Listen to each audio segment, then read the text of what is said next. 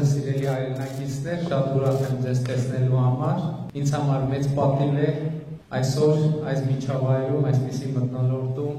ձեզ հետ հանդիպում ունենալ, ձեր հարցերին հաջողությամբ կպատասխանենք։ Այժմ ես ուզում եմ ներկայացնել մեր պատվիրակության անդամներին, պարոն Հակոբ Արշակյանը, Հայաստանի բարձր տեխնոլոգիական արդյունաբերության նախարարն է, պարոն Պապիկյանը, Սուրեն Պապիկյանը, Տարածքային կառավարման և ենթակառուցվածքների նախարարն է, դեսպանին դուք գիտեք, պարոն Սարոյին, Տիկնի Նազարյան ազգային ժողովի փոխնախն է, նաև խորհրդարանի հայ-վրացական բարեկամական խմբի հայկական կողմի համանախագահը, պարոն Արայք Հարությունյանը կրթության, գիտության, մշակույթի սպորտի նախարարը, և պարոն Ռեժեփ Խաչյանը արտաքին հարցերով իմ օգնականն է։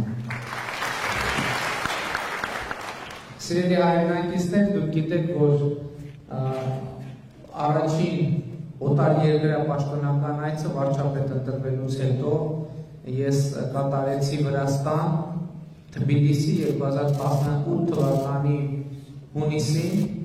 և ես հիշում եմ շատ լավ մեր ջերմ այցը, ջերմ հանդիպումը եկեղեցու բակում, հետագա նաև շարունակվեց այդ այցը, մենք այցելեցինք Սամսկե Ջավախեթի և դա շատ ջերմ հանդիպում էր, անմոռանալի հանդիպում էր և այդ այցի ընթացքում էր, որ ես առաջարկեցի, որ մենք մեր հարաբերությունները Հայաստանի և Վրաստանի միջև, որը միշտ եղել է լավ, բայց այդ հարաբերությունները փորձենք կառուցել մի նոր բանաձևի վրա։ Եվ այդ բանաձևը հետևյալ տեսքն ուներ, որ իմ առաջարկն էր, որ Վրաստանը և վրաց ժողովուրդը պետք է համոզված լինեն, որ Հայաստանը և հայ ժողովուրդը չեն ներգրավի որևէ հակավրացական դավադրության մեջ, չունեն ոչ մի վատ մտադրություն Վրաստանի և վրաց ժողովրդի նկատմամբ և ընդհակառակը շահագրգռված են, որպեսզի Վրաստանը լինի զարգացած կայուն երկիր։ Եվ նույնը նաև պետք է այդ բանաձևին համապատասխան Հայաստանը և հայ ժողովուրդը համոզված լինեն, որ Վրաստանը և վրաց ժողովուրդը չեն ներգրավի որևէ հակահայկական դավադրության մեջ, չունեն ոչ մի նեգատիվ մտադրություն Հայաստանի և հայ ժողովրդի նկատմամբ և ընդհակառակը շահագրգռված են, որ Հայաստանը լինի զարգացած կայուն պետություն։ Եվ ես ուզում եմ ասել, որ ըստ էության վերջին 1.5 տարվա ընթացքում հենց այս բանաձևի վրա է հիմնվել մեր հարաբերությունները Վրաստանի հետ և կարող եմ ասել, որ հաշվի առնելով նույնիսկ այն փաստը, որ մեր երկրների հարաբերությունները միշտ լավ են եղել, մենք ունենք հիմա բացառիկ լավ մթնոլորտ և թույլ տվեք ասել, որ կարծում եմ, որ մեր հարաբերությունները նախկինում երբեք ավելի լավ չեն եղել։ Եվ սա կարծում եմ նոր հնարավորություններ է ստեղծում թե Հայաստանի, թե Վրաստանի համար, որովհետև գիտեք իմ հաջորդ առաջարկը այն է, որ մենք մեր հարաբերություններին նայենք ոչ թե հնգամյակի, նույնիսկ տասնամյակի կտրվածքով, ես կարծում եմ, որ մենք մեր հարաբերությունները պետք է դիտարկենք հարյուրամյակների կտրվածքով դեպի ապագա և այսօրվանից պլանավորենք, կարողանանք ընդհանուր պատկերացումներ ունենալ այդ ապագայի նկատմամբ, որովհետև մենք այստեղ այս տարածաշրջանում միասին իրար հետ կողքի ապրել ենք հազարամյակներով։ Եվ շատ հետաքրքիր է մեր ժողովրդի պատմությունը, մեր ժողովուրդների պատմությունը, շատ չեք տեսնի դուք աշխարհում այսպես իրար մեջ, իրար հետ ապրող ժողովուրդներ, որոնք ըստ էության հազարամյա համատեղ պատմություն ունենալով ըստ էության չունեն թշնամանքի պատմություն։ Սա շատ կարևոր առանձնահատկություն է, որ երբեմն չի նկատվում եւ չի արձանագրվում։ Եվ սա բացառիկ օրինակ է, բացառիկ հնարավորություն է, ընդհանրապես մեր պատմության շատ երկար փուլերում մենք ունեցել ենք ընդհանուր մարտահրավերներ եւ ստիպված ենք եղել այդ մարտահրավերներին դիմակայել միասին եւ շատ լավ կլինի, որ մենք մեր ապագան դիտարկենք հենց այս տեսանկյունից։ Ես ուզում եմ իմ առանձնահատուկ ողջունները տղել Թիֆլիսահայությանը, որովհետև Թիֆլիսահայությունը մեր ժողովրդի կյանքում ամենանշանակալի դերակատարումը ունեցած գործոններից է։ Բավական է նշել, որ մեր մշակույթի ինքնության բազմաթիվ հսկաներ ձևավորվել եւ գործել են Թիֆլիսում, ձևավորվել եւ գործել են Թիֆլիսահայության միջավայրում։ Եվ գիտեք ինչ, դժվար է ասել, թե ինչպիսին կլիներ մեր ինքնությունը, այսօր հայկական ինքնությունը Հայաստանում, հենց Հայաստանի Հանրապետությունում, եթե չլիներ այն մեծ ժառանգությունը, մշակութային մեծ ժառանգությունը, որ ստեղծվել է Թիֆլիսում։ Ընդհանրապես ես ասում եմ, որ մեր ժամանակակից ինքնությունը 3 հենասյուներ ունի, 3 խոշոր մշակութային հենասյուներ ունի, Թումանյանը, Թամանյանը եւ Կոմիտասը, եւ Թումանյանը ըստ էության ուղնուծուծով, ճիշտ է, ծնված լինելով Դսեղում, բայց Թումանյանը կարծում եմ Թիֆլիսահայության ամենավառ եւ արտահայտիչ օրինակն է եւ արտահայտում է Թիֆլիսահայության կարևորությունը մեր երկրի, մեր ժողովրդի պատմության։ Կոմիտասը նույնպես բազմաթիվ առնչություններ է ունեցել Թիֆլիսի եւ Թիֆլիսահայության մեջ։ Եվ մենք կարող ենք նշել Նարդոսը, Սունդուկյանը, Տիգրանյանը, Ռաֆին եւ բազմաթիվ մարդիկ։ Թիֆլիսահայությունը մեր ինքնության կարևորագույն այն ժառանգությունը, որ թողել է Թիֆլիսահայությունը մեր ինքնության կարևորագույն հենասյուներից է։ Եվ Թիֆլիսը ըստ այդմ, ինչպես եղել, այնպես է շարունակում է մնալ մեր ինքնության կարևորագույն կենտրոններից մեկը։ Եվ ես ուզում եմ այսօր էլ իմ խոսքում ես շնորհակալություն հայտնեցի Վրաստանի կառավարությանը հայ ժառանգության նկատմամբ ցուցաբերած վերաբերմունքի համար եւ կարծում եմ ժառանգության նկատմամբ վերաբերմունք այն կարևորագույն գործոններից է, որը ձևակերպում է մեր ժամանակակից հարաբերությունները։ Մեր հարաբերություններում եւս մի այսպիսի կարևոր նկատություն կա։ Այնուամենայնիվ մենք մեզ իրար միացնում է քրիստոնեությունը եւ քրիստոնեական ժառանգությունը։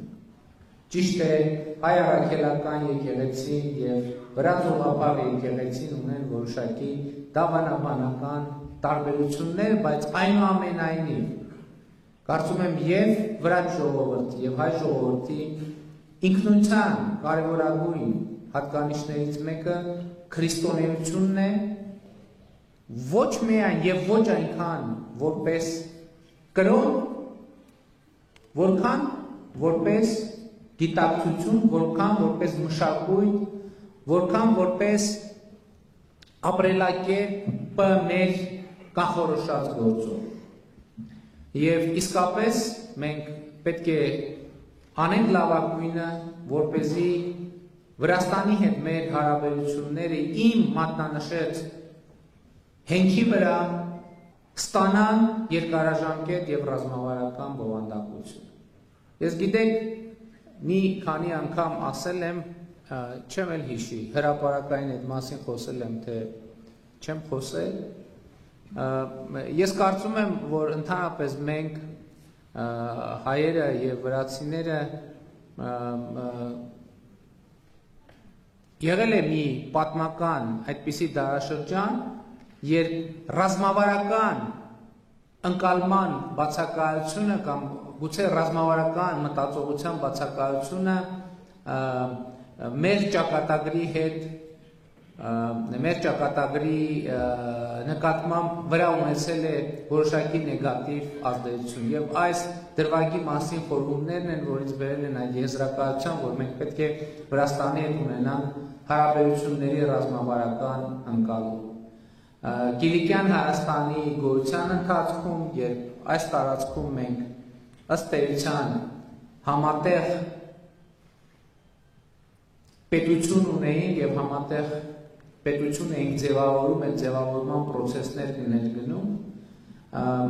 ինձ միշտ հետաքրքրել է, ես դրա մասին խնդրել եմ, թե արդյոք գաղափարներ եղել են այդ ժամանակներում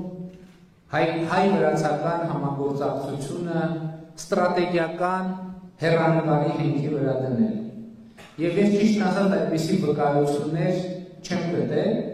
բայց կարծում եմ, որ եթե այն ժամանակ լիներ այդպիսի խնդիր, լիներ հարցերին լիներ մոտեցում ոչ թե 5 տարվա, 10 տարվա, 100-ամյակի կտրվածքով, գուցե թե մեր տարածաշրջանը եւ մեր տարածաշրջանում Հայաստանը եւ Վրաստանը, հայ ժողովուրդը եւ վրաց ժողովուրդը ունենային բոլորովին այլ կարգավիճակ, քան ունեն։ Չնայած այսօր մենք ունենք բավականին լավ կարգավիճակ, մենք ունենք ինքնիշխան անկախ պետություններ եւ արժանապատիվ փոխստահելի հարաբերություններ են կառուցում, բայց այնուամենայնիվ հիմնական արձանագրումը այն է, որ մենք այս հարաբերությունների հենքի վրա պետք է կառուցենք ռազմավարական հեռանկարի ընդհանուր տեսլական, որովհետև մենք հազարամյակներով ապրել ենք կողքի իրար հետ եւ ես համոզված եմ, որ դեռ էլի շատ հազարամյակներ ապրելու ենք կողքի եւ իրար հետ եւ գուցե թե 500 տարի առաջ, 700-800 տարի առաջ ընդունված չի եղել հարցերի մոտենալ հազարամյակի կտրվածքով, կարծում եմ մենք հիմա ունենք այդ հնարավորությունը, որովհետև ուզենք թե չուզենք, մենք այսօր կրում ենք նաև այն պրոցեսների, այն արվածի եւ չարվածի ազդեցությունը, որ տեղի է ունեցել կամ տեղի չի ունեցել 100 տարի առաջ, 300 տարի առաջ, 500 տարի առաջ եւ կարծում եմ, որ մեր այսօրվա գործունեության կարևորագույն առանձնահատկություններից մեկը պիտի լինի այն, որ մենք այսօր ստեղծում ենք այն ապագան, որը պետք է ապրեն մեր սերունդները 50 տարի հետո, 100 տարի հետո, 500 տարի հետո եւ այդպես շարունակ։ Իսկ իմ արձանագրումը այն է, որպես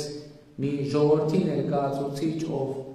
ունեցել է պետություն, կորցրել է պետություն, հետո էլի ունեցել է պետությունը, որ աշխարհաքաղաքական զարգացումների տրամաբանության մեջ մեր պատմության ցիկլը հետևյալն է, աշխարհաքաղաքական պոզիտիվ զարգացումների բերումով մենք ստացել ենք անկախություն, ունեցել ենք պետություն։ Հետո աշխարհաքաղաքական զարգացումները փոխվել են այն տրամաբանությամբ, դարձել են նեգատիվ, բացասական այդ պետության գոյության համար։ Երբ որ պոզիտիվ են եղել, դրական են եղել այդ պրոցեսները, նպաստել են, օգնել են եւ նույնիսկ մեզ երբեմն դրել են փաստի առաջ, որ մենք ունեցել ենք անկախ պետություն։ Եվ սա լավ է, բայց երբ որ եկել է ժամանակ, երբ աշխարհաքաղաքական պրոցեսները այդ պետության գոյությունը դրել են կասկածի տակ, պարզվել է, որ պետություն ունենալու ժամանակաշրջանը մենք ի վիճակի չենք եղել այնպիսի արդյունավետությամբ օգտագործել, որ երբ որ ինչ-որ ուժեր, ինչ-որ շրջանակներ, որ որոշեն, որ վերջ Հայաստանի պետությունը այլևս պետք է գոյություն չունենա, մենք ցավոք այդ պահին չենք ունեցել բավարար ուժ, որ ասելու, որ ոչ, այդ մենք ենք որոշում։ Հայաստանի պետությունը գոյություն կունենա, թե ոչ, մենք ձեզ թույլ չենք տա մեր փոխարեն մեր ճակատագրի վերաբերյալ որոշումներ կայացնել։ Մենք ինքներս պետք է մեր ճակատագրի վերաբերյալ կայացնենք որոշումներ եւ հենց սա նկատի ունեմ, երբ ասում եմ այսօրվա մեր գործունեությամբ մենք կանխորոշում ենք այն միջավայրը, որում պետք է մեր սերունդները ապրեն 5 տարի հետո այո, մի տարի հետո այո, բայց նաեւ 50 տարի հետո, բայց նաեւ 100 տարի հետո։ Եվ այսօրվա մեր արձանագրումը հետևյալն է, որ Հայաստան պետությունը այլևս երկիր մոլորակի վրա պետք է գոյություն ունենա հավիտյան եւ չպետք է լինի այդպիսի ուժ, որ ի վիճակի լինի փակել հայկական պետականությունը, կներեք այդ բառը։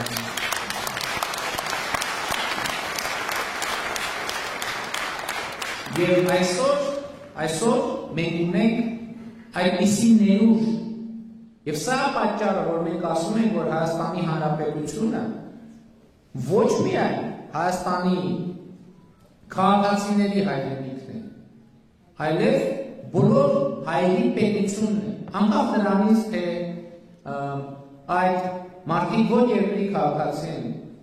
մենք օրինակ շատ հպարտ ենք և շատ գրգռված ենք, որ Վրաստանի հայությունը լինի լիարժեք, պատասխանատու Վրաստանի քաղաքացի եւ դա շատ կարեւոր եւ մեծ արժեք է մեզ համար, որովհետեւ դա կարեւորագույն նախապայմաններից մեկն է մեր հարաբերությունների բնականոն զարգացման եւ բարձրացման կարգի։ Բայց նաեւ մենք համարում ենք, որ Հայաստանի վերաբերմունքը Հայաստանից դուրս ապրող հայերի նկատմամբ եւ Հայաստանից դուրս ապրող հայերի վերաբերմունքը Հայաստանի նկատմամբ պետք է փոխվեն, պետք է դառնան ավելի կառուցողական, ավելի ռազմավարական։ Այս է պատճառը, որ մենք մեր քաղաքականության հիմքում դնում ենք համահայկականության գաղափարը, որտեղ մենք կարծում ենք, որ հայությունը, ամբողջ աշխարհի հայությունը ունի այդպիսի ներուժ, որպեսզի երաշխավորի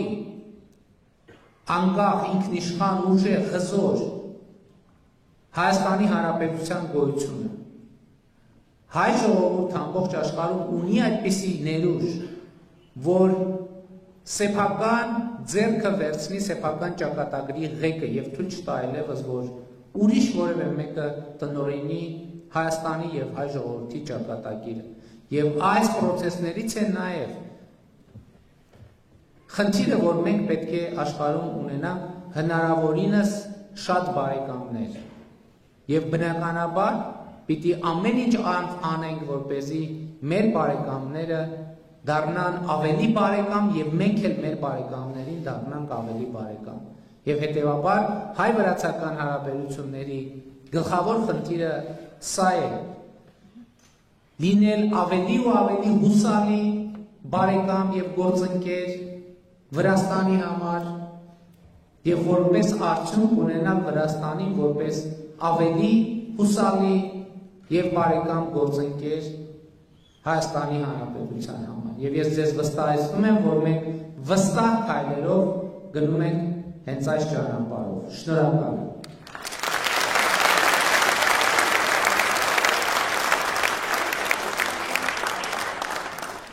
Սիրելի հայրենակիցներ, նախ ուզում եմ շնորհակալություն հայտնել այս բազմամարդ հավաքի համար, մեր կապվածությունը, ձեր կապվածությունը Հայաստանի հետ հենց այս ապացույցն է։ Մենք ուզում ենք ասել, որ այսօր մեր վրացի գործընկերների մոտ եկել են մի շարք առաջարկներով,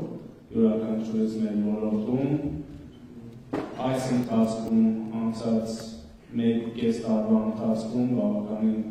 սերտ համագործակցել ենք Նախարարության հետ, մեր գործընկերների հետ, եւ մենք ուզում ենք գիտենք, որ 10-ամյակներ շարունակ կուտակվել է մի շարք հարցեր, որոնք իրենց լուծման են սպասում, եւ մենք ուզում ենք, որ այդ լուծումները լինեն համակարգային, այն ինչ որ խոսել ենք եւ քննարկել ենք մեր վրացի գործընկերների հետ,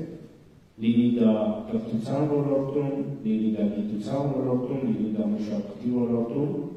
անենք դա համագործակցային, այդ համագործակցությունը եւ մեր առաջարկները, ինչպես պարոն վարչապետը ասաց, լինեն փոխգործակցության մթնոլորտում եւ յուրաքանչյուրս մեր կողմից այդ առաջարկի մեջ, մշակութային զարգացման մեջ, կրթական զարգացման մեջ, մեկս մյուսի համար վտանգներ չտեսնենք, դա հեշտ գործընթաց չէ, որովհետև տասնամյակներ շարունակ կուտակվել են, որոշակի խութեր են առաջացել, բայց այն օրակարգը, որ մենք ունենք այսօր մասնավորապես կրթության ոլորտում երկկողմ հարաբերությունները շատ մեծ է, անցած տարի միջկառավարական հանձնաժողովի նիստ է եղել, որտեղ ամրագրվել են բոլոր խնդիրները, որոնք այսօր կան, մասնավորապես եմ ասում կրթության ոլորտում եւ մենք կարծում ենք, որ ճիշտ ուղղությամբ ենք դիմում եւ առաջիկայում դրանց համակարգային լուծումներ ենք տալու։ Ես այսքանով կավարտեմ, վստահ եմ, որ այս հարցերը, այս խնդիրների վերաբերյալ լինելու են հարցեր, որոնց յոթ կպատասխանեմ։ Շնորհակալություն, վստահ եմ, որ հաջորդ այցերը նույնպես բազմամարդություն են, բազմամարդ մթնոլորտում են լինելու, այնպես ինչպես դա եղավ 2018 թվականի հունիս ամսին, շնորհակալություն շատության։ Սիրելի հայրենակիցներ, ինչպես ասվեց, ես խորհրդարանի վրացական հայկական խմբի ղեկավարն եմ։ Ոմանք գիտեն, ես 20 տարի եմ եղել Թիֆլիսում եւ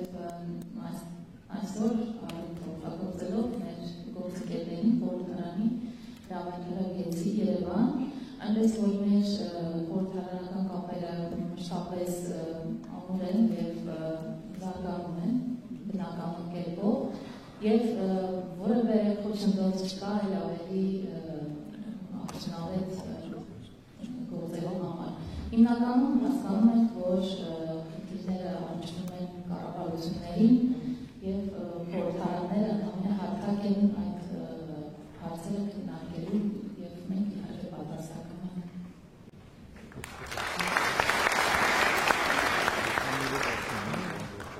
Բարև ձեզ սիրելի հայրենակիցներ, շատ ուրախ եմ այս հանդիպման համար, նախորդ այցի եղավ Վրաստանում հնարավորություն չեղավ հայ համայնքի հետ հանդիպում կազմակերպելու, ես ղեկավարում եմ տարածքային կառավարման եւ ենթակառուցվածքների նախարարությունը եւ այդ գերատեսչության առաքելությունը Հայաստանի Հանրապետության կոմունիկացիոն ուղիները ավելի լավ ու կայուն դարձնելն է եւ վերջին մեկ տարվա ընթացքում երկուստեք ջանքեր չենք խնայել, որպեսզի մեր ճանապարհները լինեն ավելի արագընթաց եւ առաջիկայում փոփոխություն կլինի երեք ուղղություններով, այսինքն մենք հնարավորություն ունենք Վրաստանի Հանրապետության հետ կոմունիկացիա հաստատել երեք անցակետերով եւ երեք ուղղությունների ճանապարհները թե մեր կողմից, թե վրաց գործընկերների կողմից վերանորոգվում եւ վերակառուցվում են։ Նույնը կարող եմ ասել նաեւ էներգետիկայի ոլորտում, որովհետեւ երկու երկրների համար շատ կարևոր է դառնալ տարածաշրջանային այնպիսի երկիր, որը կարող է տարանցիկ ուղի դառնալ հայրենիքի համար։ Այս ուղղությամբ նույնպես հսկայական ենթակառուցվածքային աշխատանքներ են նախատեսվում դեպի Իրան, Պարսից ծոց եւ Վրաստանի տարածքով դեպի ԵԱՏՄ երկրներ եւ հարևան երկրներ։ Հիմնական մեր անելիքը ձեր Հայաստանի Հանրապետության հետ կապը ավելի հեշտ ու հասանելի դարձնելն է, ինչի հետ ծառայում ենք։ Շնորհակալ եմ։ Սիրելի հայրենակիցներ, ողջույն, ես Հակոբ Արշակյանն եմ, պատասխանում եմ բարձր տեխնոլոգիական արդյունաբերության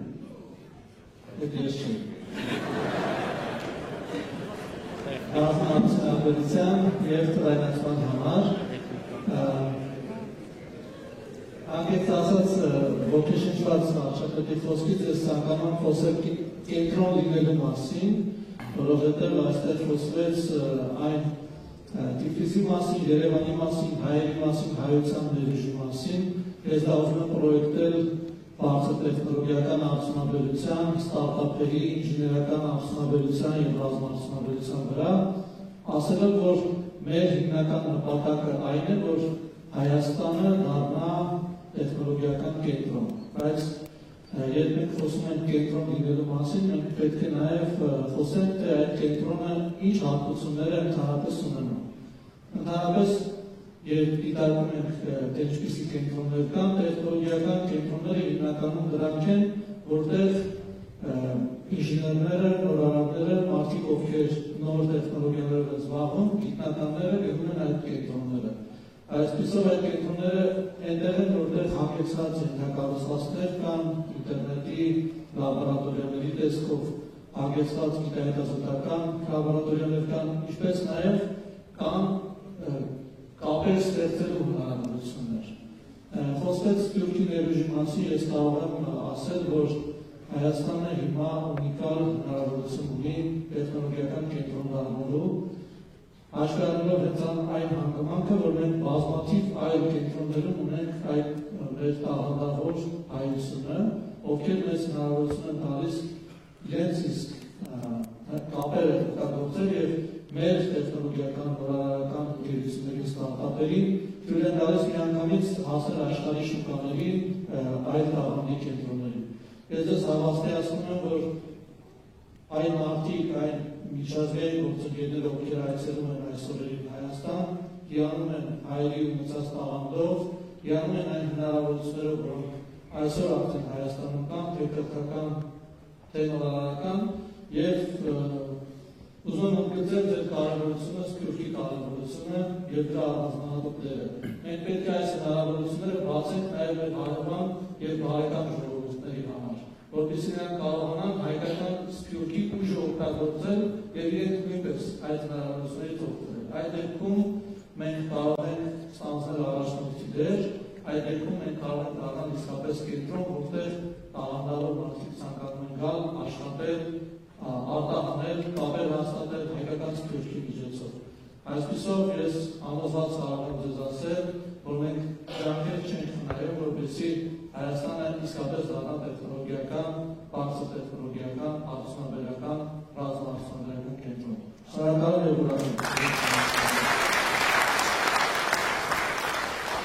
Բարեձեզ, ես Ռուբեն Սադրյանն եմ, օգտվում եմ Հայաստանի Հանրապետության դիվանագիտական հարաբերությունը Վրաստանում, ձեր ժամանակի շատ ժամանակ չեմ ուզում խլել, ես գիտեմ, որ կոմանպես սպասում եք, որ վարչապետին հարցեր տալու համար, որ վարչապետ ձեզ շնորհակալություն եմ ուզում հայտնել նման ֆորմատով հանդիպման համար, որ ինձ թվում է ստեղ առաջի անգամ չէ Թբիլիսիում նման ֆորմատի Հայաստանի ղեկավարական կազմի մասին խոսքը, որ հանդիպում նման տիպի առաջի անգամ է եւ խնդրում եմ լինեք հանգաշխան, պարոն վարչապետը ինչպես գիտեք սիրում է եւ ցանկանում է հարց պատասխանի ֆորմատով շփվել, ժողովրդական Մինչև հարցերին անդրադառնալը ես ուզում եմ առանձնահատուկ ջերմ ողջույններ տվել ժողովրդի մեր հայրենակիցներին։ Ես ուզում եմ ներողություն խնդրել, որ ես անգամ չստացվել, որ այցելել ժողովուրդ, իսկապես նախորդ անգամ անմոռանալի այց էր, ուղղակի տպավորությունները երբեք չեմ մարի եւ հիշում եք, որ մի շնիկ նվեր ստացան, դուք հետևել, ես ուզում եմ ձեզ տեղեկացնել, որ Արջուկ ենք դրել անունը եւ Արջուկը հիմա Կոնդի կառավարական առանձնատերերի տերն ու տիրականն է։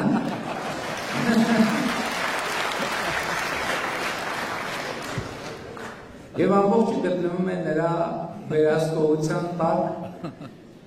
շնորհակալ եմ։ Էլի երկուսը իրար հետ, բայց յոլա չեն գնալ համեցեք, ընտրեմ։ Բարեձեզ, աղայքյան Սամվել, գործարարների Հայաստանում և թե Վրաստանում։ Մեծարվող ամենայն հայոց վարչապետ պարոն Փաշինյան։ Այս խոսքերով դիմում ձեզ, քանզի դուք վարչապետ դարձաք ոչ միայն Հայաստանի քաղաքացիների աջակցությամբ, ամբողջ համայն աշխարհի հայության աջակցությամբ։ Մենք Վրաստանի հայերս մեր համեսնում անենք այդ կայացման պրոցեսի մեջ, որի համար հպարտ ենք։ Նախկիներում շատ եկել է հանդիպումներ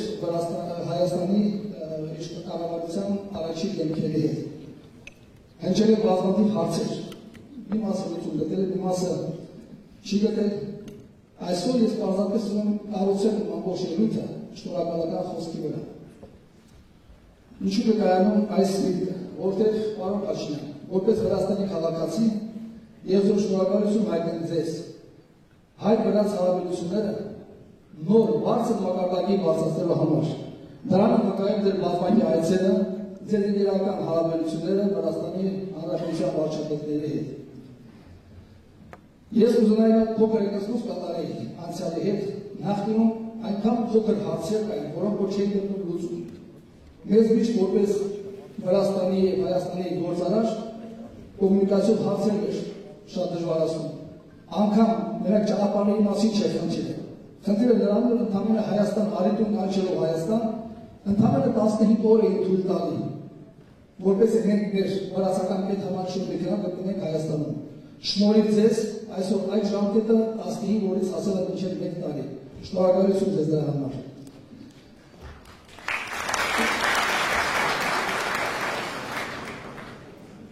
Որպես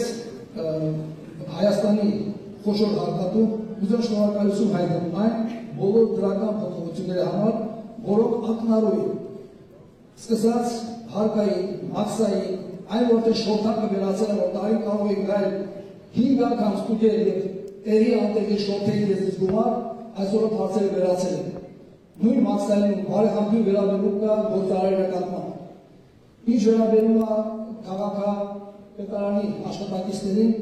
այսօր մենք ներդրումներով ենք զբաղված Հայաստանում, ուզում շնորհակալություն հայտնել ներկա գտնված Սուրեն Պապիկյանին, որը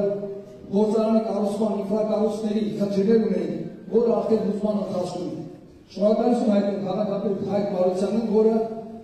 նախկինում մեզ համար անգամ երազել չէր կարելի, որ Կարողապետարանի դոցի մոտ մենք կառուցենք խոշոր հյուրանոց։ Այսօր հարցը ընդամենը 2 ամսվա ընթացքում ստացել ենք ապեզեն, որի համար որ շնորհակալություն եմ հայտնել ձեզ։ Շնորհակալ ենք ձեր հավաքեցիք։ Շնորհակալություն։ Գիտեք,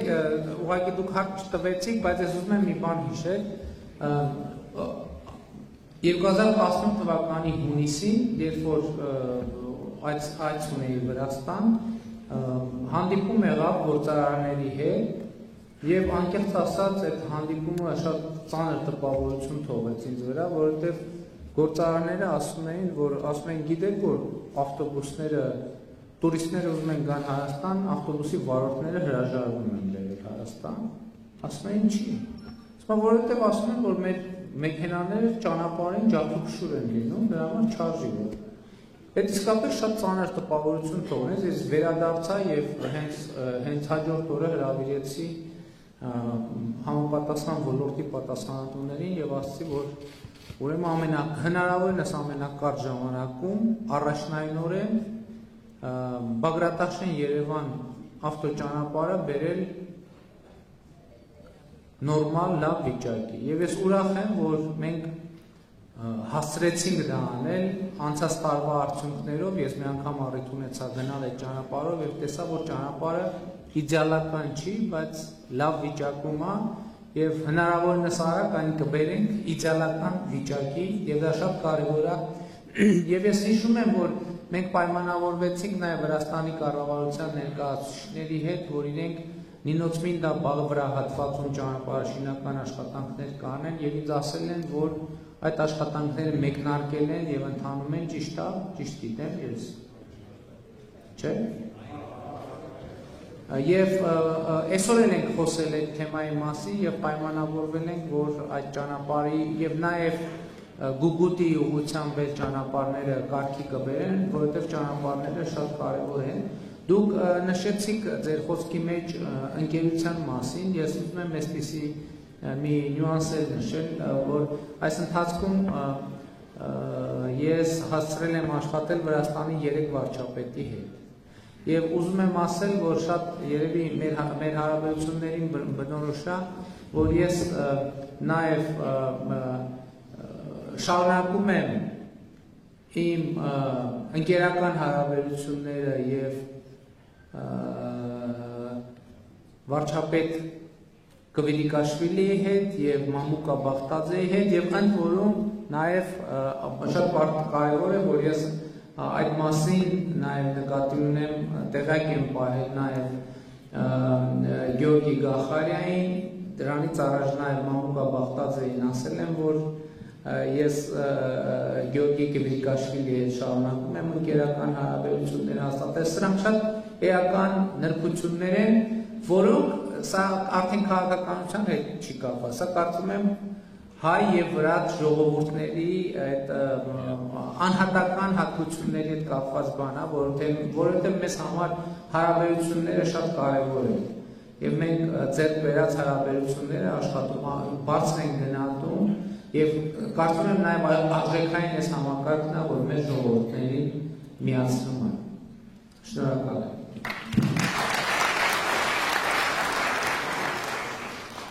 Վարչս պարոն վարչապետ, կրկին շատ ուրախ եք ձեզ տեսնել Վրաստանում, համոզված եմ, որ աշխարհի ցանկացած հայի համար ուշ հարազատ մարդ եք, կարելի ասել մեր բոլոր ընտանիքների տան անդամն եք եւ մենք միշտ ձեզ հետևում ենք, ինչ իրադարձություններ է տեղի ունենում Հայաստանում, շատ կարևոր է այն ամենը մեզ համար, ինչ եմ ուզում ասել, դուք ձեր խոսքում նշեցիք, որ հայ-վրացական հարաբերությունները պետք է դառնան ռազմավարական։ Նախկին իշխանության օրոք մենք տեսել ենք միայն բաժակաճառեր, գեղեցիկ հարաբերությունների մասին, եղբայրության մասին։ Այսօր տեսնում ենք փոփոխություն կա, իրոք շատ զգալի են փոփոխությունները, բայց ձեր կարծիքով երբ կարող ենք մենք իրոք խոսել, որ մեր հարաբերությունները կփոխեն նոր փուլ եւ վերջապես կդառնան ռազմավարական բնույթի հարաբերություններ։ Շնորհակալություն։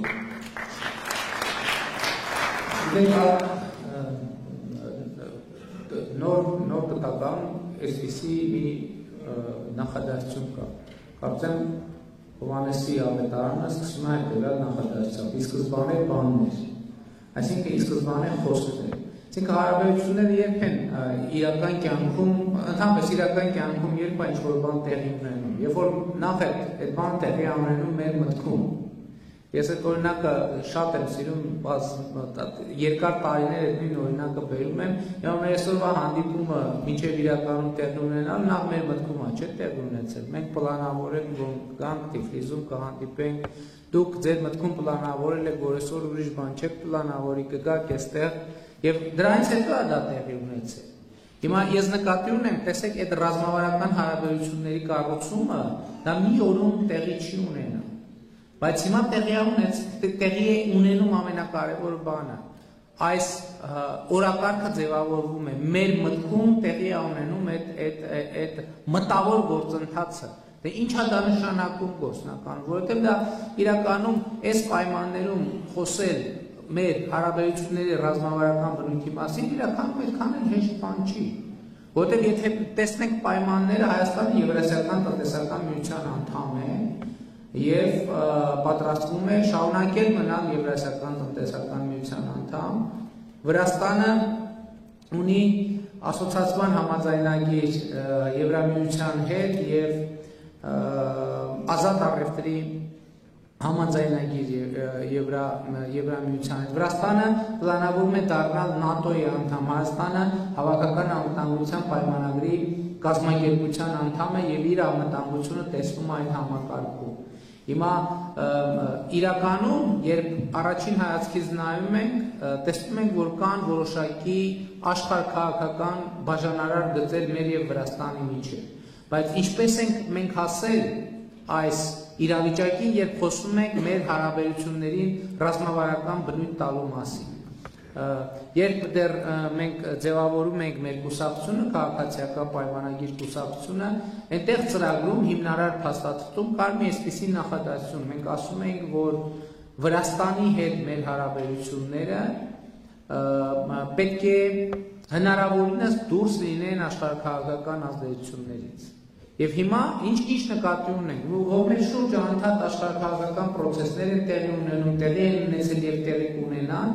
որոնք ցավոք սրտի շատ ուղղակի ազդում են մեր հարաբերությունների վրա։ Եվ մենք խնդիր ենք տեսնում այդ հարաբերությունները հնարավորինս դուրս դնել արտաքին ազդեցություններից Եվ այսօր էլ մենք վրաց գործընկերների հետ այդ հարցը քննարկում ենք, ես ասում եմ, որ մեր հարաբերությունների համար պետք է նոր հաղթություն ձևավորել, նոր հաղթություն ձևակերպել։ Այո, մենք տարբեր հաղթություններով առնչվում ենք արևելյան գործընկերության ծրագրում, մենք առնչվում ենք, մենք մասնակցում ենք process-ների, որտեղ մեր ներկայացումը կարող է հակադիր տպավորություն թողնել, ոնց լուծել այս հարցը, պետք է նախ մի նոր հաղթություն, նոր տարածք ձևավորել, որտեղ մեր հարաբերությունները հնարավորինս պաշտպանված են արտաքին ազդեցություններից։ Եվ հիմա այս process-ը գնում է։ Դա այնպես չի, որ այդ կարգի process-ները իրենք մի շաբաթ, մի տարի չեն տևում, բայց իրենք գնում են, այսօր արդեն այդ process-ը սկսված է, ես համոզված եմ, որ այդ process-ը սկսված է, կան կոնկրետ փաստեր, որոնք վկայում են այն մասին, որ այդ process-ը սկսված է, սա չի նշանակում, թե մեր բոլոր խնդիրները, որ մենք մեր օրակարգում ունենք, լուծված են։ Բացարձակապես մենք այսօր բազմաթիվ խնդիրներ ունենք, որոնք դեռ պետք է լուծել։ Բայց շատ, գիտեք ինչ, շատ խնդիրներ մեր հարաբերություններում, ամենատարբեր հարթություններում չեն լուծվել հենց համապատասխան եւ կառուցողական ֆոնի բացակայության պատճառով։ Այդ հարցեր լուծելու մթնոլորտի բացակայության պատճառով, որովհետեւ եկեք ուղիղ ասենք, որ մենք անընդհատ կասկածել ենք Վրաստանին, Վրաստանը անընդհատ կասկածել է մեզ։ Ինչ որ մի ետի մտքերի, ինչ որ ենթադրյալ դավադրությունների մեջ պետք է նեգատիվ իրար դեմ տրամադրություններ եւ տրամադրվածություններ պետք է չունենան։ Սա կարևոր նախապայման է։ Եվ երբ որ մենք փոխադարձաբար համաձայնվում ենք այս տրամադրությանը, սա նշանակում է ձեր ասած process-ը սկսվել է, ձեր ասած process-ը տեղի է ունենում։ Կան կոնկրետ փաստեր, որոնք վկայում են, որ դա տեղի է ունենում։ Այո, կարող եք ձեր առօրյա կյանքում տեսնել փաստեր, որոնք կարող ասել, թե առաջին վերևպես հիմա են։ Այո, հիմա ոնց որ Հայաստանում, չէ, այդպես է դառնում, որ կան փաստեր, բազմաթիվ փաստեր, որոնք վկայում են, որ երկրում շատ բաներ փոխվել է, բայց կան ինչ-որ փաստեր, որոնք նախին ոնց եղել են իրենց տեղը, շարունակում են մնալ։ Ի՞նչն է պատճառը։ Պատճառն է նա, որ process-ը, որտեղ երբ որ մենք աստիճան ենք բարձրանում, եւ այդ բանը, այդ սանդուղքը ունի 90 աստիճան, հնարավոր չէ առաջին աստիճանից միանգամից հայտնվել 95-րդ աստիճանում։ Կարելի է մեծ քայլերով 2-3 աստիճանով գնալ, բայց տարբերակ չկա։ Կամ երբ որ մենք 0 կիլոմետրից պետք է հասնենք 100-րդ կիլոմետրը, հնարավոր չէ միանգամից հայտնվել 100-րդ կիլոմետրի վրա։ Անխուսափելիորեն մենք պետք է անցնենք 1, 2, 3, 5, 10, 20, 30, 80, 90 կիլոմետրը պետք է անցնենք, որ նոր հասնենք 100-րդ կիլոմետրին։ Դες ռեժիմ չկա, որ առանց 10-րդ, 20-րդ, 30-րդ, 40-րդ կիլոմետրը անցնելու միանգամից հայտնվեց 100-րդ կիլոմետրը։ Հիմա մենք այս ճանապարհը սկսել ենք։ Հիմա եթե դուք ասեք քանի կիլոմետր ենք անցել, ես չեմ կարող գնահատել, հնարավոր է մենք դեռ կիլոմետր էլ չենք անցել։ Հնարավոր է մենք անցել ենք ընդամենը 800 մետր, բայց որ մենք այդ կետից շարժվել ենք դեպի այն վերջին 100-րդ կիլոմետրը, ես դրանում համոզված եմ։ Եվ ունենք վճռականություն, գոնե մենք մեր կառավարությունը եւ այս վճռականությունը տեսնում են նաեւ Վրաստանի կառավարության մեջ, ունենք վճռականություն հետեւականորեն այդ ճանապարհը անցնել։ Իհարկե տարբեր պայմաններ այդ արագության վրա կազդեն։ Կլինեն process-ներ, որոնք կնպաստեն, որ արագությունը մեծանա։ Կլինեն process-ներ, որոնք ընդհակառակը կդանդաղեցնեն։ Բայց պետք է մենք ունենանք այդ կամքը, այդ ճանապարհը մինչև վերջ անցնել։ Դա ռազմավարական ճանապարհ է։ Ես հիմա, գիտեք ինչ, ես կներեք, ես տենց սիրում եմ հարցերին պատասխան շեղվել, գնալ հասնել եսին որտեղ, որ 2007 թվին ես քաղաքական գործունեություն էի սկսել եւ այդ ազատության հրապարակում ակցիա էի անում, տենց մեկ կոչվում էր մեկ գումարած մեկ, իմաստին էր, որ իմաստներ այդտեղ ծնվեց այն կարգախոսը, որ տեն ձևակերպեց, որ Հայաստանի ապագան կախված է մեկ մարդուց եւ այդ մեկ մարդը դու ես։ Մարդիկ գալիս էին ասում են լավ վերջը քո ասածը ինչ է։ Ես ասում եմ, որ իմ ասածը հետեւյալն է, որպեսզի եթե մենք ուզում ենք, որ երկրում փոփոխություն տեղի ունենա, ամեն մեկս մեր ներսում պետքա գտնենք այն պատճառները, թե ինչի այդ փոփոխությունը տեղի չի ունենում։ Եվ մեր ներսում ինչ որ բան պետքա փոխենք, որպեսզի այդ փոփոխությունը տեղի ունենա։ Ես հիշում եմ մի մարդ sense լսեց, ասեցա, այդ ինչ որ դու ասում ես 500 տարի կտևի։ Ու ես իրան ասացի, լսի, եթե նույնիսկ 500 տարի կտևի, իմ ասելիքը դրանից չի փոխվում, բա պատկերացրու 500 տարի առաջ մեկը սկսած ելներ։ 500 տարի առաջ եթե մեկը սկսած ելներ, այսօր արդեն մենք այս թեման չէինք քննարկի։ Եվ հետևաբար, իմ ասածը ինչ է, եկեք այսօր անենք մի բան, որ 500 տարի հետո մեր սերունդը նենց մեկը չնստի ասել 500 տարի առաջ չեն մտածել, որ ես կարողա գոյություն ունենամ։ Մենք ոչ մենք այսօր մենք խնդիրներ ունենք, կորոնավիրուս, չգիտեմ, եւ այլն։ Շնաս թութու, ոնց որ դե թութուներ բանա դարը, չէ։ Ոնց որ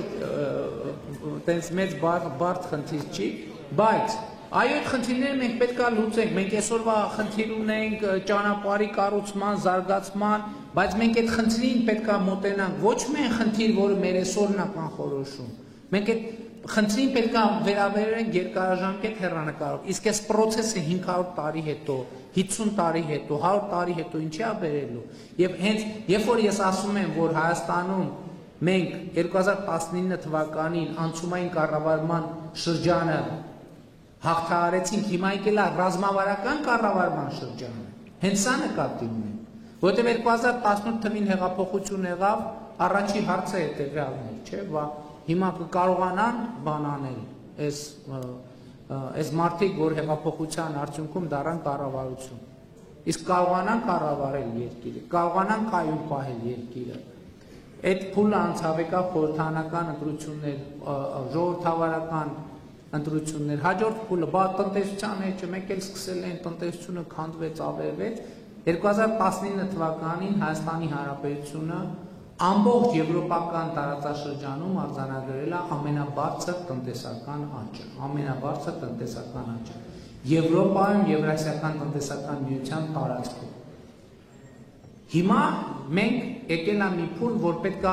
արդեն ոչ միայն մի տարվա մասին մտածենք, այլև մի տասնամյակի մասին մտածենք, այլև 20 տարվա, 100 տարվա մասին մտածենք, եւ սա նկատի ունենում ռազմավարական կառավարում ասելով եւ մեր հարաբերությունները Վրաստանի հետ էլի այդպեսին պետք է լինեն։ Այո, այսօր մենք ունենք ճանապարհի խնդիր, մենք ունենք տարբեր հարթությունների խնդիր, բայց նաեւ եկել է ժամանակը, որ մեր հարաբերություններին ավելի երկարաժամկետ կտրվածքով նայենք։ Շնորհակալ եմ։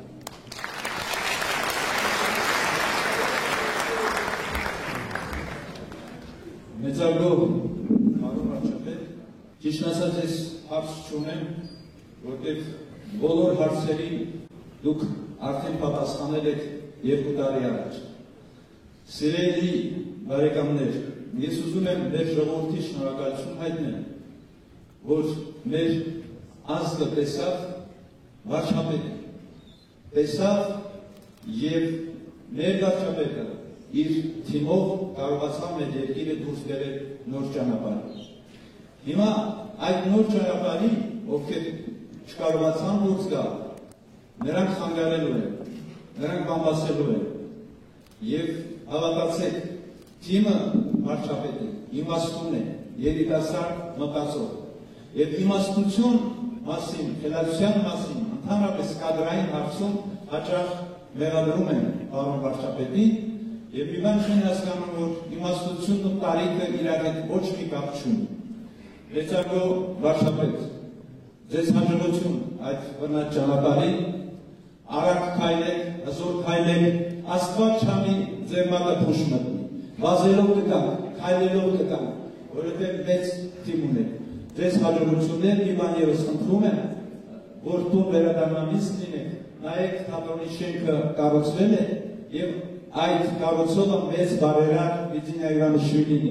Ես նախապես բոլորին հրավիրում եմ մի քանի ամիս հետո նոր շենքի բացման։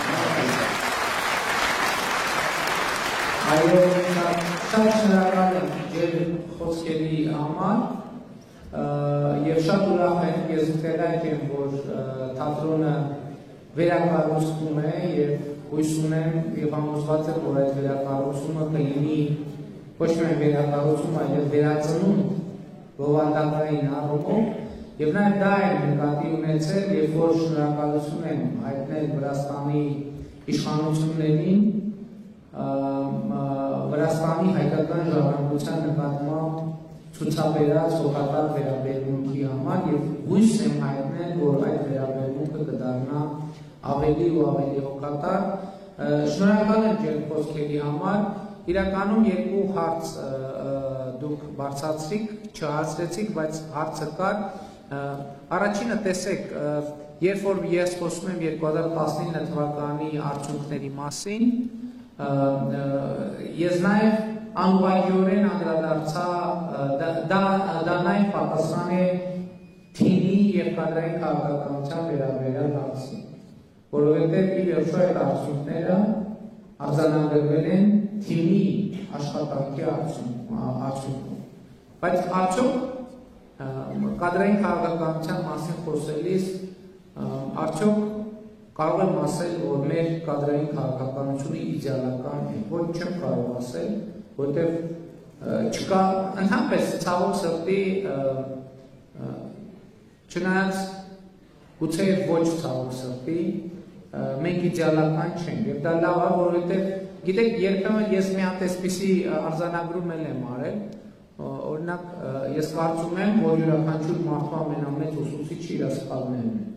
ամենամեծ ուսուցիչը։ Ես գոնե այդպես եմ ընկալում, որտեղ երբ որ քո միջավայրում իդեալական է, դու փոխվելու եւ փոխելու անհրաժեշտություն չունես։ Այսինքն դա իդեալականությունը լճացման կարևոր նախապայման է։ Հետևաբար պետք է լինեն անընդհատ սխալներ, պետք է լինեն անընդհատ ձախողումներ, այլ բան, որ այդ սխալները եւ ձախողումները հանկարծ ճակատագրական նշանակություն չունենան։ Եվ սա է հիմնական առաջընթացի հիմնական բանաձևը։ Այո, պետք է ունենալ համարձակություն կայացնել որոշումներ, ի սկզբանե իմանալով, որ սխալները անխուսափելի են, սխալը մի կողմից վատ է, բայց մյուս կողմից սխալը առաջընթացի կարևորագույն գրավականն է, որովհետև եթե որևէ մեկը վախենում է սխալվելուց, ինքը անխուսափելիորեն կանգնած է նույն տեղում, դա նշանակում է ոչինչ չանել։ Բայց մեր կադրային քաղաքականությունն էլ այո, իդեալական չէ, բայց շատ կարևոր է, որ մենք չենք վախենում դա խոստովանելուց։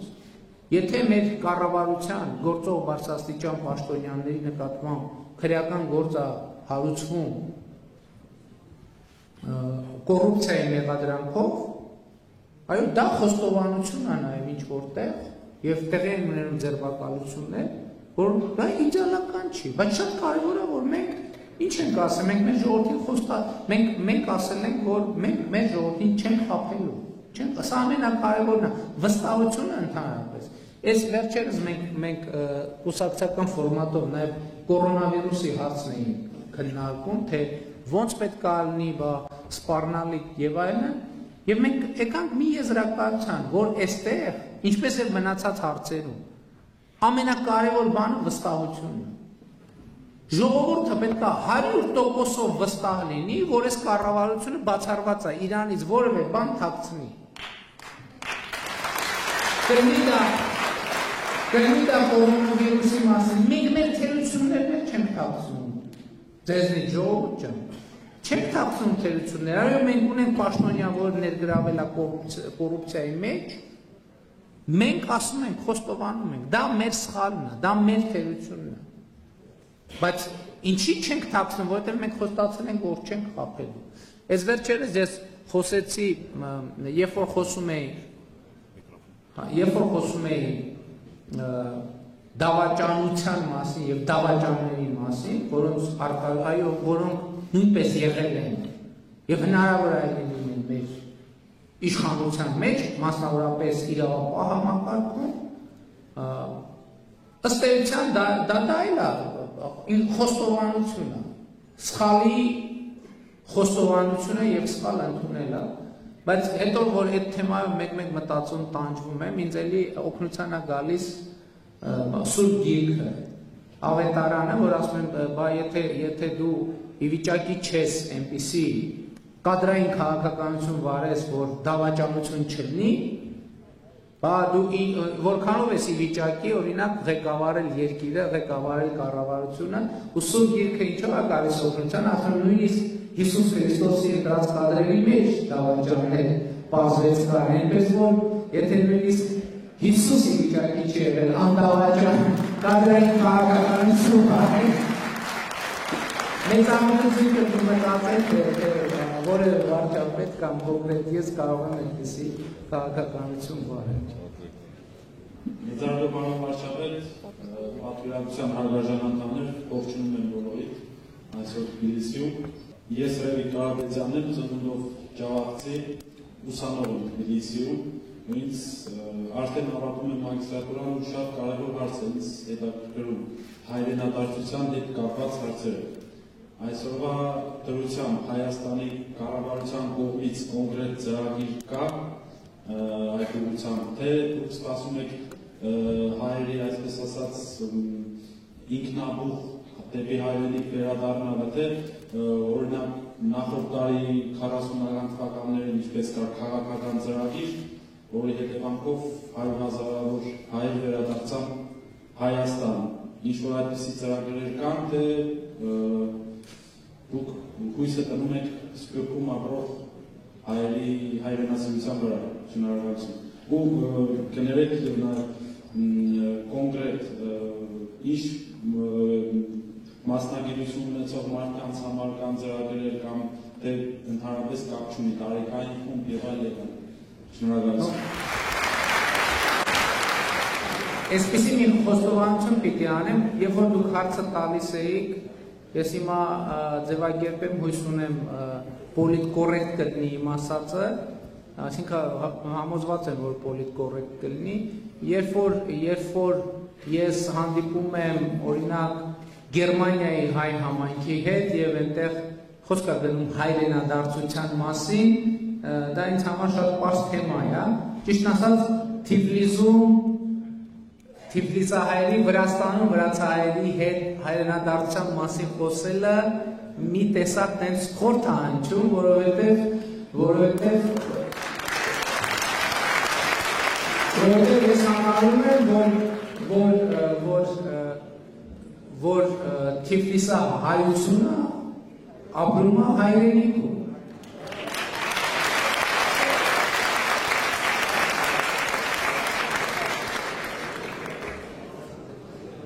Եվ հենց դա նկատի ունեմ ասելով, որ կարծում եմ, որ այո, Թիֆլիսի հայությունը եւ ընդհանրապես Վրաստանի հայությունը պետք է նաեւ հանդես գա որպես Վրաստանի հպարտ քաղաքացի։ Եվ դա շատ կարևոր կարգավորակ է եւ պետք է մենք որպես ժողովուրդ շահագրգռված լինենք, որ Վրաստանը լինի ուժեղ, կայուն, զարգացած հզոր պետություն եւ Վրաստանն է պետք է շահագրգռված լինի, որ Հայաստանը լինի ուժեղ, կայուն, զարգացած պետություն։ Բայց ես ձեր հարցը չեմ ելքում, ես նկատի ունեմ ուղղակի տենց այդ ընթացքում ես մտածում եմ չէ, ես ուղղակի փորձեցի բարձրաձայնել ինչ որ մտածում եմ, երբ որ դուք հայրենադարձություն բառը մի քանի անգամ օգտագործում եք։ Հիմա Հայաստանում այդ թեման շատ կարևոր թեմա է եւ հիմա քննարկվում է, մշակվում է հայրենադարձության մասին օրենք։ Եվ գիտեք, ընդհանրապես այդ process-ի հետ կապված բազմաթիվ խնդիրներ եւ դժվարություններ կան, սկսած նրանից, որ մենք կարգավորումներ ունենք, թե մարդը Հայաստան գալիս մշտական բնակության ինչ գույք կարող է բերել իր հետ։ Օրինակ, մենք շատ հայրենակիցներ, ովքեր հայրենադարձվում են, սրա հետ կապված պրոբլեմներ ունեն, որովհետև այդ գույքի շրջանակը բավական սահմանափակ է, բայց հիմա խնդիրը նա է, որ դա ոչ թե Հայաստանի օրենսդրության կարգավորման հարց է, այլ Եվրասիական տնտեսական միության օրենսդրության կարգավորման հարց։ Եվ այստեղ մենք ունենք խնդիրներ, պետք է հասկանանք, թե ինչպես կարող ենք այդ խնդիրները լուծել։ Հայրենադարձության հետ կապված կա ուրիշ պրոբլեմ։ Ես ուզում եմ անկեղծ ասել, 2018 թվականին, երբ որ մենք խոսում էինք, որ հայրենադարձվողներին տանք օրինակ արտոնություններ, վարկեր ստանալու եւ այլն, բազմաթիվ սկսած հիպոթեկային վարկեր, մենք քննարկեցինք եւ եկանք կանգնեցինք հետեւյալ մի հատ շատ տրիվիալ խնդրի առաջ։ Իսկ այդ խնդիրը հետեւյալն է, մենք ասում ենք մեր Հայաստանում գտնվող մեր հայրենակիցները մի պարզ հարց կդնեն։ Կասեն չհասկացանք, այս մենք ստեղ ապրում ենք, հիմա գնանք 4 տարի Եվրոպայում ապրենք, հետ գանք, որ այդ նույն պայմաններից օգտվենք։ Պատկերացրեք, չէ՞ նյուանսը։ Այսինքն մենք այստեղ իրականում ես հասկանում եմ, որ դա շատ կարևոր հարց է, բայց ինքը բազմաթիվ նրբություններ ունի։ Տենց քննարկեցինք, որ տանք արտոնյալ հիպոթեկային վարկեր, հայրենադարձողներին, տանք արտոնյալ բիզնես վարկեր, տանք արտոնյալ գյուղատնտեսական վարկեր, տոկոսները զրոյացնենք եւ եկանք այդ ես ասիկ բալա, որ դուրս եկանք փողոց, մարդը մեզ հարցրեց, այսինքն ես սխալ եմ արել, որ չեմ գնացել, ճիշտ են արել նրանք, ովքեր գնացել են, հիմա փաստորեն եղավ, ես հիմա ստեսություն կգնամ 3 տարուց կգամ, որ այդ արտոնյալ վարկերից օգտվեմ։ Այսինքն այսպիսի հարցեր կան, ես չեմ ասում, որ միանշանակ է հարցը, բայց այսպիսի խնդիրներ են ի հայտ գալիս, որոնց պատասխանը մենք պետք է գտնենք։ Նույն այսօր կա պրոբլեմ կա, մենք խնդիր ունենք կապված նրա հետ, որ բազմաթիվ մեր քաղաքացիներ, ովքեր երեխա տարիքում 14-15 տարեկանում արտագաղթել են Հայաստանից, հետո զինծառայության հետ կապված պրոբլեմներ են առաջացել։ Հիմա բազմաթիվ մարդիկ կան, որ դրա պատճառով վերադառնալու որոշակի խնդիրներ եւ սահմանափակումներ ունեն։ Սա էլ է թեմա, որի վրա մենք հիմա աշխատում ենք, որովհետեւ ես հիշում եմ Վիեննայում համայնքի հետ հանդիպման ժամանակ այդ հարցը բարձրացվեց էլի տարբեր տեղեր եւ ես ասացի, որ մենք պետք է աշխատենք լուծումներ գտնենք։ Եվ մենք միջև հիմա լուծումներ չենք գտել ոչ թե նրա համար, որ չենք աշխատում այդ թեմայի վրա, այլ նրա համար, որ այս հարցը ունի բազմաթիվ նյուանսներ։ Էլի նույն խնդիրն է, որտեղ ինչ ուղերձ ենք մենք տալիս։ Մենք չենք կարող այնպեսի ուղերձ տալ, որի արդյունքում ստացվի, որ նրանք, ովքեր գնացել են ծառայության, ծառայել են բանակում, նրանք սխալ են վարվել։ Այլ իրանք պետք է տենց վարվեին, որպեսզի հիմա իրանք գային եւ նույն կարգավիճակը եւ հարթությունը նույն հարթության մեջ հայտնվեին։ Իսկ մասնագետների առումով մի մասնագիտական բան կա, ուղղություն կա, որ վստահ կարող եմ ասել, որ Հայաստանում կարող է գալ եւ շատ արագ լավ վճարվող աշխատանք գտնել, դա տեխնոլոգիաների ոլորտն է։ Ինժեներներ։ Եվ ես ձեզ ընդհանրապես մի բան ասեմ, էլ չգիտեմ ինչքան կոռեկտ կնչի, բայց այսօր Հայաստանում ցանկացած լավ մասնագետի պահանջարկ կա, ցանկացած լավ մասնագետ եւ ընդհանրապես լավ մասնագետի պրոբլեմ կա։ Ես սկսած արհեստավորից, լավ արհեստավոր գտնել, այսօր այդքան էլ հեշտ որ չի, որտեղ լավ արհեստավորները ծանրաբեռնված են լիքը պատվերներով եւ աշխատանքով, եւ եթե դու արագ որևէ խնդիր լուծելու կարիք ունես, շատ հնարավոր է չգտնես։ Մենք անցածը տեսեք, մենք ինչ խնդրի առաջ կանգնեցինք, մենք հսկայական միջոցներ դրեցինք ճանապարհաշինության վրա եւ արդյունքում պարզվեց, որ մեր երկրի ճանապարհաշինական պոտենցիալը, որ մենք այսօր ունենք, այդքան էլ մեծ չի։ Մենք այս տարի 500 կիլոմետր կառուցելու խնդիր ենք դրել եւ մենք այ հայրենադարձության կոնտեքստում հիմա նախարարը շատ մեծ ջանքեր է գործադրում, որպեսզի արտերկրից հայկական ճանապարհաշինական ընկերություններ, այսինքն հայ սեփականատեր ունեցող գան Հայաստանում սկսեն աշխատել։ Որտեղ ամբողջ Ռուսաստանում, Ղազախստանում ճանապարհաշինության գործերի շատ մի հսկայական կտոր անում են մեր հայրենակիցները եւ անում են շատ բարձր որակով։ Հիմա մենք անցյալ տարի այդքան ճանապարհ ենք կառուցել, բայց ես նախարարի հետ քննարկել միշտ ասում եմ, որ օրինակ այդ որակը մենք նախկինի համեմատ անհամեմատելի բարձր որակի գործ ենք արել, բայց հիմա այս պահին եղած որակը Ես օրինակ ոչ չեմ այդ որակը, ես կարծում եմ, որ այդ որակը պետք է կրկնակի ավելի բարձրանա, որպեսզի մենք ասենք, այ վերջապես ունենք այն ճանապարհները, որոնք մեզ պետք է։ Այնպես որ կարծում եմ այսօր Հայաստանում ցանկացած լավ մասնագետի կարիք կա։ Բայց քանի որ մասնագիտականի մասին խոսեցի, ձեր խոսքում մի երանգ կա, որը ես ուզում եմ անդրադառնալ։ Ես օրինակ վերջին շրջանում շատ զարմանում եմ ու հիանում եմ մեր գործարարների տաղանդի վրա։ Որովհետև երբ որ հիմա գիտեք մանավանդ շատ հետաքրքրված եմ հայկական արտադրանքով, հայկական նախագծերով եւ այլն, եւ ես անընդհատ տեսնում եմ եւ ականատես եմ լինում մարդկային տաղանդի բացառիկ արտահայտությունների։ Եվ սա եւս մեկ անգամ վստահություն է տալիս, որ մենք իսկապես Հայաստանում մի աննախադեպ տնտեսական հեղափոխություն անպայման իրականացնելու ենք, որովհետև մեր բիզնեսը, մեր բիզնեսմենները բացառիկ տաղանդավոր մարդիկ են եւ ընդ որում ես համոզված եմ, որ մեր ժողովրդի ստեղծարար տաղանդը այն հիմնական գործոնն է,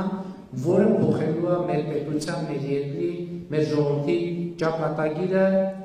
հարյուրամյակների եւ հազարամյակների կտրվածքով։ Շնորհակալ եմ։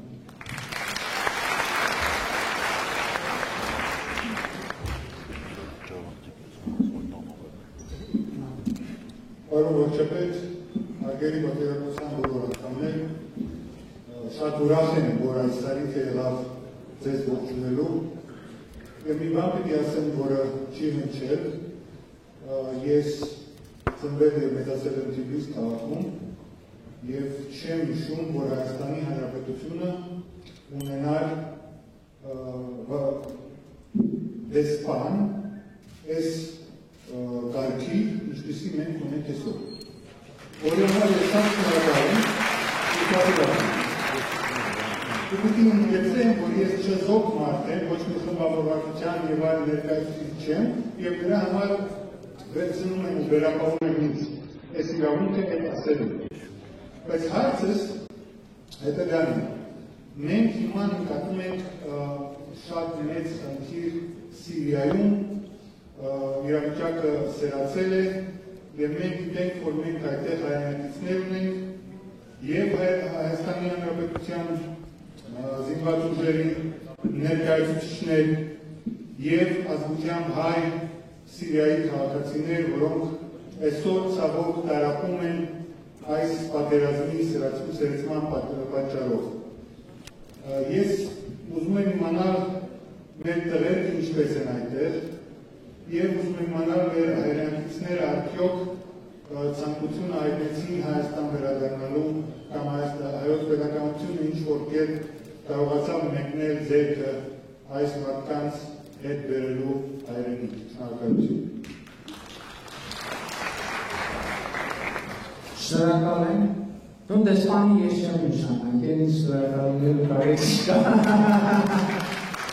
Չնայած մյուս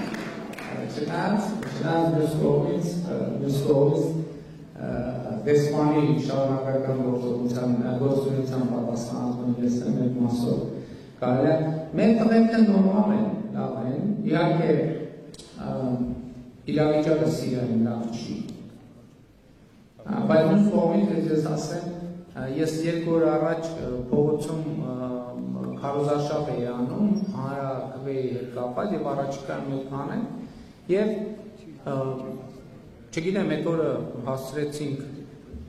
ահագին մարդու հետ շփվել եւ այդ մարդկանց մեջ շատ մեծ թիվ էին կազմում սիրիահայեր։ Իրականում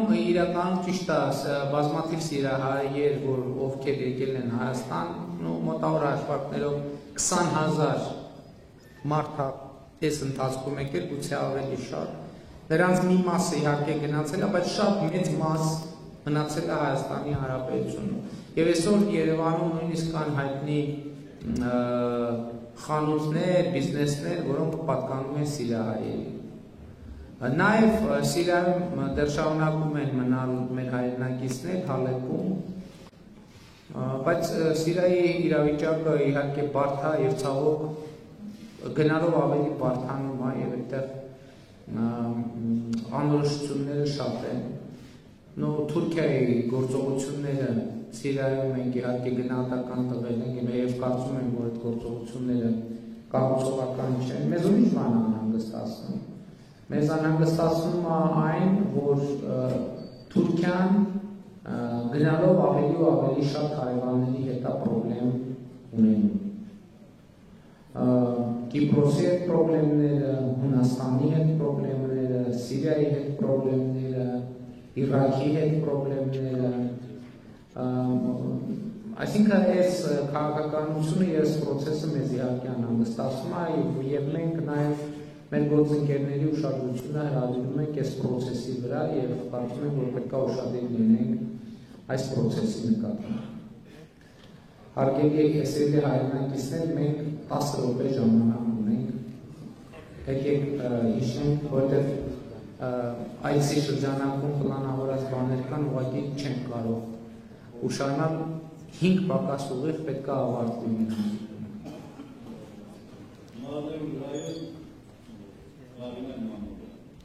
Մի հարցը դրա մասին է, որ ուրեմն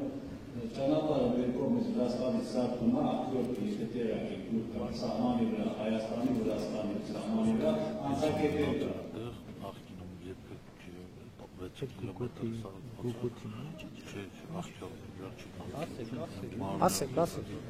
Մյուս կողմից Հայաստանի կողմից, գալիս է ճանապարհը вообще անանցանելու։ Այս տարի միջև այդ անցակետը կավարտվի այս ճամփեն, Վրաստանի կողմից, միջև այդ ամորը։ Իսկ Հայաստանի կողմը вообще անանցանելի է, այդ ճանապարհից ինչ տեղակերպում կամ ինչ պետք է արի։ Այս ճանապարհի մասին երևի արդեն 30 տարի է խոսում եմ, այդ ոչ մեկը ուշադրություն չի դարձնում։ Եթե մի բան իմ կողմից ասեմ, որ եթե Ուրուգվայը, Ֆրանսիան կամ Կանադան Հայաստանի հետ լավ հարաբերությունների մեջին է, դա այնտեղի ապրող հայերից է կախված։ Ու մեզանից շատ մեծ բան է կախված, որ Հայաստան ու Վրաստանը լավ հարաբերությունների մեջ։ Բայց դրա համար է ասում, որ Վրաստանի հպարտ քաղաքացի կարգավիճակը շատ կարևոր է ձեր մեր հարաբերությունների համար։ Իսկ ճանապարհի մասին ձեր գլխությամբ նախարարը կպատասխանի։ Շնորհակալություն հարգելի հայրենակիցներ, ես ուզում եմ տեղեկացնել, որ մեր կողմից նույնպես հաջողությամբ այս տարի ճանապարհաշինական աշխատանքներ կատարվում են։ Խոսքը վերաբերում է դեպի այսինքն Ուռուտ, Սվերդլով եւ Կրիգվոլնոյ գյուղերի ճանապարհին, գիտեք, որ Կրիգվոլնոյ գյուղից ուղիղ ճանապարհ կա դեպի Աղջոկի։ Այսինքն այս տարի մենք կավարտենք այդ հատվածը ու եթե գործընկերները Աղջոկի ուղղությամբ աշխատանքներ են անում, կդիտարկենք հաջորդ տարվա ընթացքում նաև այդ մասը կառուցելու մեր կողմից։ Շնորհակալ։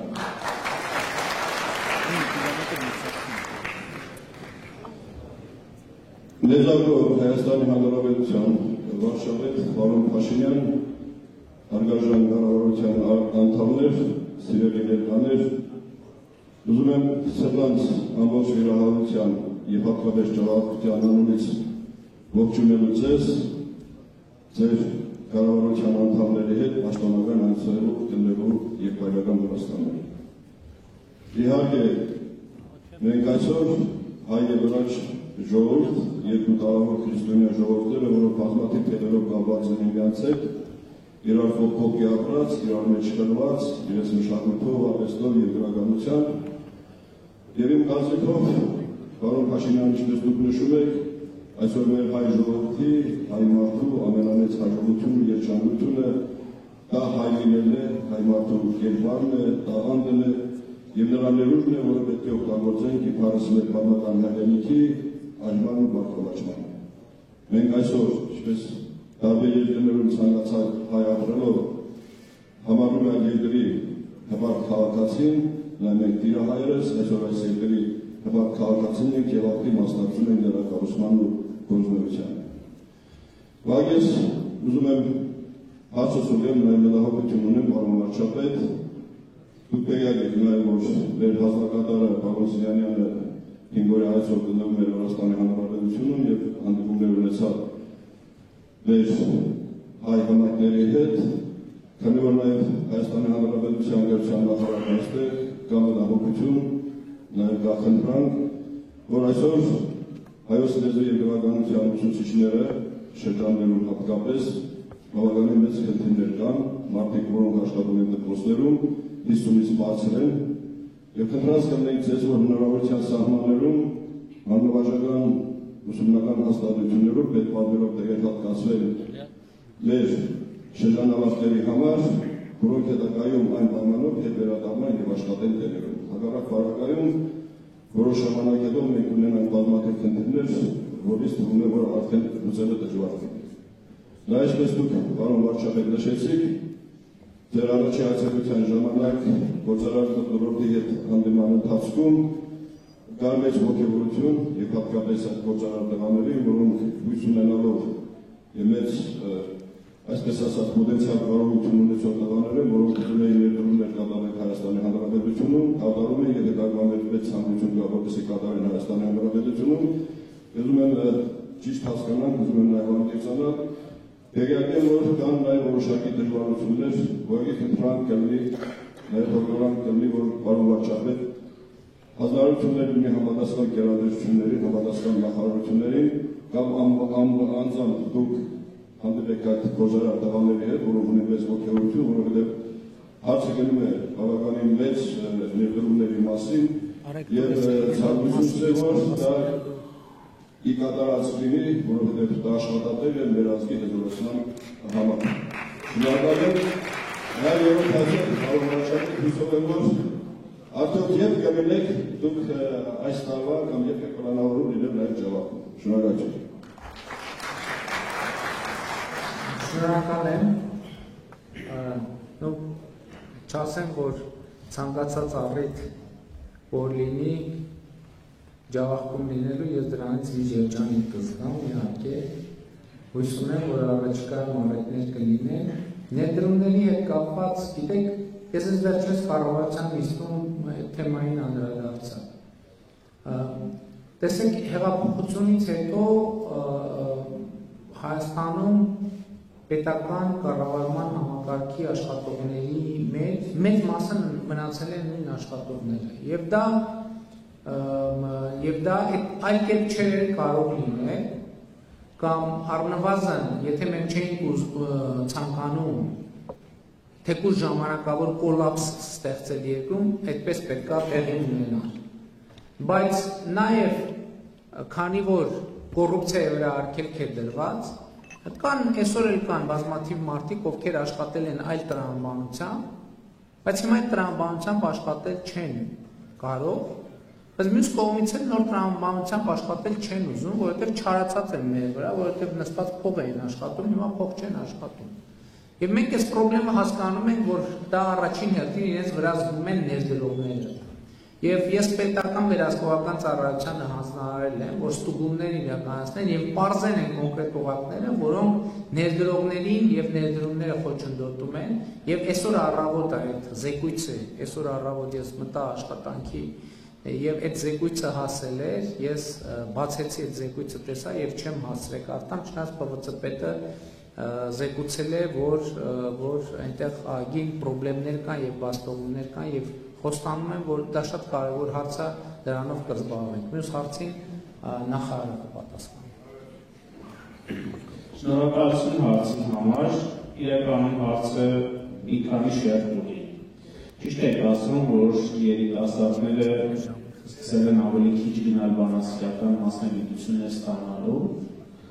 բայց խնդիրը միայն այդտեղ չի։ Երբ որ մենք մեր վրացի գործընկերների հետ սկսեցինք ուսումնասիրել խնդիրը, արձանագրեցինք մի բան։ Իրականում մենք շատ ուղիղ մեր վրացի գործընկերներին էլ ասեցին, որ վերապատրաստումների մեջ կան խնդիրներ։ Մյուս առարկաների հետ համեմատած հայերենի դասավանդողները ավելի կաշկանդված վիճակում են, քանի որ այդ վերապատրաստումները չեն անցնում, մյուս առարկաների վերապատրաստումներն անցնողները ավելի բարձր աշխատավարձ են ստանում, իսկ հայերենի մասնագետները ոչ։ Եվ ստացվում է այնպես, որ շահավետ չի եւ ձեռնտու չի գնալ եւ աշխատել հայերենի մասնագետ։ Մենք հիմա մեր վրացի գործընկերների հետ խոսել ենք այդ թեմայով, իրենց հետ համատեղ պետք է մշակենք ծրագիր վերապատրաստումներ իրականացնելու, որպեսզի հայերենի մասնագետները նույնպես կարողանան վերապատրաստման արդյունքում բարձր աշխատավարձ ստանալ։ Բայց Նաև այդ հարցը կա ուրեմն նպատակային տեղերի։ Սա մի ուրիշ խնդիր է, որ պետք է ուսումնասիրենք։ Ինչու՞։ Որովհետև մեր նախարարությունը երկրորդ համար տեղեր է հատկացնում, դրա գերակշիռ մեծամասնությունը զբաղեցնում են ջավախահայերը և վիրահայերը, բայց նրանց մեծ մասը չի վերադառնում ուրեմն Վրաստան և չի աշխատում իր մասնագիտությամբ։ Մենք սա շատ հստակ պետք է ուսումնասիրենք, որովհետև իրավական առումով նաև խնդիր կունենան, եթե նպատակային տեղեր հատկացնենք, քանի որ գործ ունենք ուրեմն Վրաստանի քաղաքացիների հետ, իսկ դա միջպետական պայմանագրերով պետք է արվի։ Այստեղ խնդիրը ոչ թե նպատակային տեղեր հատկացնելն է, այլ առաջին հերթին վերապատրաստումների մեխանիզմ ստեղծելը վրացի գործընկերների հետ, որպեսզի հայերի մասնագետները հավասար իրավունքներ ունենան մյուս մասնագետների հետ։ Շնորհակալություն։ Ժողովրդի անգլերենություն եմ խնդրում, ինչպես պայմանավորվել ենք պետք է ավարտվենք, որպես ամփոփում ուզում եմ ասել, որ սիրում եմ բոլորի,